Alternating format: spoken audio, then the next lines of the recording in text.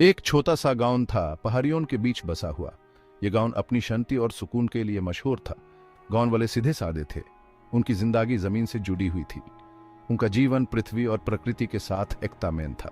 दिन रात मेहनत करते, अच्छे फसल की उम्मीद दिल में लिए। उनकी मेहनत और लगन उन्हें हर दिन नए सपने देखने पर मजबूर करती थी। लेकिन इस साल किस्मत को कुछ और मंजूर था। फसल खराब हो गई थी और सब कुछ बिखार गया था। आसमान जो कभी नीला हुआ करता था, अब बब बीमार सा पीला पड़ गया था। ये रंग बदलाव का संकेत था, एक आने वाले संकट का। टिड्डियों के झुंड आए और खेत खा गए, सब कुछ खत्म कर दिया। उन्होंने गांव वालों की मेहनत को पाल भर में नष्ट कर दिया। गांव वालों ने सपनों को मिट्टी में मिलते देखा। उनकी आंखों में सिर्फ मायूस थी। उनका हर सपना, हर उम्मीद टिड्डियों के साथ चली गई थी। दिल में डर घर कर गया, क्योंकि उन्हें पता था कि अब भूखमरी आने वाली है। उन्होंने अपने बच्चों के भविष्य के लिए चिंता करना शुरू कर दिया। हवा में जहां कभी झिंगर और बच्चों की हंसी गुंजा करती थी, अब खामोशी छाई हुई थी। ये खामोशी उनके दिलों में भी बस गई थी। गांव वाले परेशान खड़े थे, उनके चेहरे उदास थे। उनकी आंखों में बस एक ही सवाल था, अब क्या होगा। उनके भांदर खाली थे और हौसला जवाब दे रहा था। उन्होंने कभी सोचा अभी नहीं था कि उनका जीवन इतना कठिन हो जाएगा। भविष्य अंधेरा और अनिश्चित लग रहा था।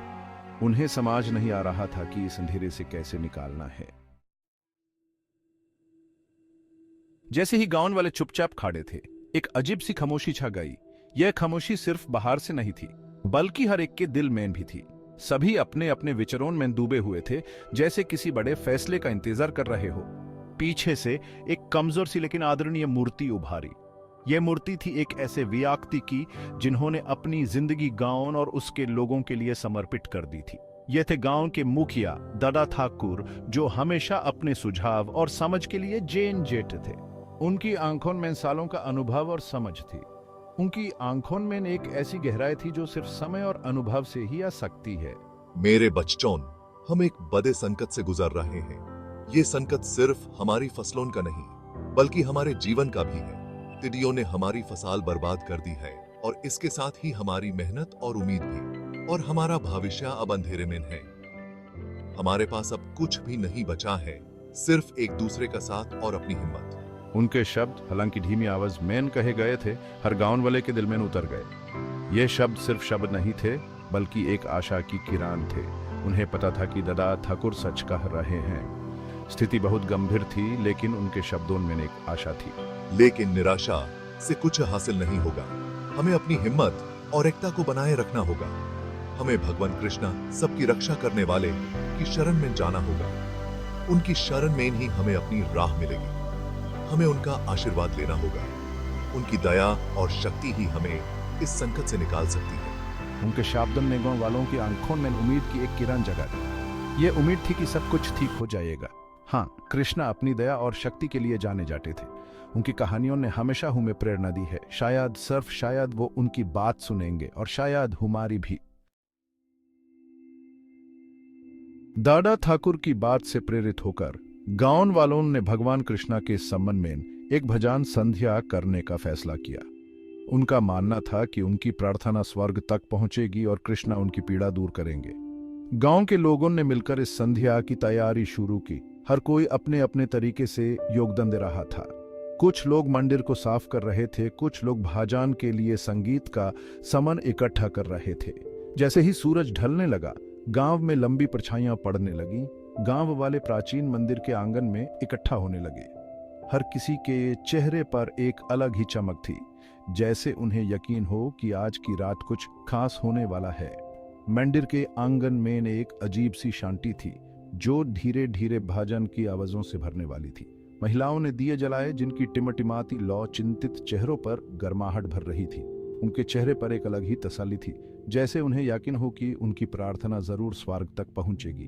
दिए की रोशनी ने मंदिर को एक अलग ही रूप दे दिया था, जैसे सब कुछ एक नई शुरुआत के लिए तैयार हो रहा हो। हवा में अगरबत्ती की खुशबू घुल गई, जिससे श्रद्धा और आशा का माहौल बन गया। हर कोई अपने अपने तरीके से भगवान कृष्णा को याद कर रहा था, उनसे अपनी मनोकामना पूरी करने की प्रार्थना कर रहा था। अगरबत्तियों की खुशबू ने मंदिर के माहौल को और भी पवित्र बना दिया था। वे भजन गाने लगे। उनकी आवाजें भक्ति के सुर में रच गईं। उनकी फरियाद रात में गूंजने लगी। भाजन के सुरों ने मंदिर के माहौल को और भी पवित्र बना दिया था। हर कोई अपने अपने तरीके से भगवान कृष्णा को याद कर रहा था, उनसे अपनी मनोकामना पूरी करने की प्रार्थना कर रहा था। हम कृष्णा की दया, उनके चमत्कार और उनके भक्त के प्रति उनके अटूट प्रेम के बारे में गाते हैं। हर भजन में उनकी दया और प्रेम की कहानियां थी जो हर किसी के दिल को छू रही थी। भजन के सुरों ने सभी को एक साथ जोड़ दिया था, जैसे सभी एक ही मंजिल की तरफ बढ़ रहे हो। जैसे जैसे रात होती गई, उनकी प्रार्थना और भी भावुक होती गई। उन्होंने अपना दर्द कृष्णा के आगे रखा, उनसे मदद की भीख मांगी। हर किसी के चेहरे पर एक अलग ही तसल्ली थी, जैसे उन्हें यकीन हो कि उनकी प्रार्थना जरूर स्वर्ग तक पहुंचेगी। रात के अंधेरे में भी उनकी आशा की रोशनी चमक रही थी। हम अपनी परेशानी, अपने खाली पेट और अपने भविष्य के डर के बारे में गाते हैं। हर भजन में उनकी दुख भरी कहानियां थी जो हर किसी के दिल को छू रही थी। भजन के सुरों ने सभी को एक साथ जोड़ दिया था, जैसे सभी एक ही मंजिल की तरफ बढ़ रहे हो। हम उनकी दया में अपने विश्वास और इस विश्वास के बारे में गाते हैं कि वो हमें जरूरत के वक्त अकेला नहीं छोड़ेंगे। हर भजन में उनकी दया और प्रेम की कहानियां थी जो हर किसी के दिल को छू रही थी। भजन के सुरों ने सभी को एक साथ जोड़ दिया था, जैसे सभी एक ही मंजिल की तरफ बढ़ रहे हो। वे उनकी दया में अपने विश्वास और इस विश्वास के बारे में गाते हैं कि वो हमें जरूरत के वक्त अकेला नहीं छोड़ेंगे। हर भजन में उनकी दया और प्रेम की कहानियां थी जो हर किसी के दिल को छू रही थी। भजन के सुरों ने सभी को एक साथ जोड़ दिया था, जैसे सभी एक ही मंजिल की तरफ बढ़ रहे हो।